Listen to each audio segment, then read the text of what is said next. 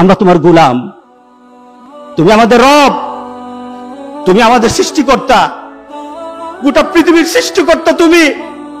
গোটা পৃথিবীকে তুমি বানিয়েছো, তুমি আমার গোটা পৃথিবী মানিয়ে মানুষকে শ্রেষ্ঠ বানিয়েছো। মানুষকে আশরাফুল মাখলুকাত বলেছো, লাকাদ খালাকনাল ইনসানা ফি আহসানি তাকওয়িম তুমি বলেছো, মানুষকে শ্রেষ্ঠত্ব দান দিয়েছো। রব্বুল আলামিন, করোনা তো তোমারই সৃষ্টি, করোনা তো তোমারই কথা শুনে আমরা ভীত হয়ে গেছি, করোনাতে আমরা দুর্বল হয়ে গেছি করোনাতে।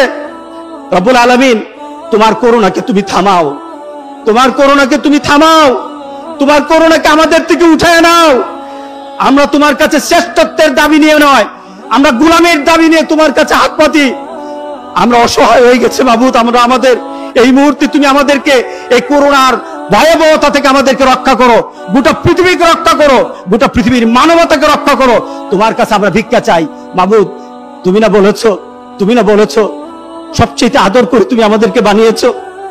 তুমি তোমার ভালোবাসাকে 100 ভাগ করেছো, 100 ভাগ করে একটা ভাগ গোটা পৃথিবীর মধ্যে তুমি ছড়িয়ে দিয়েছো।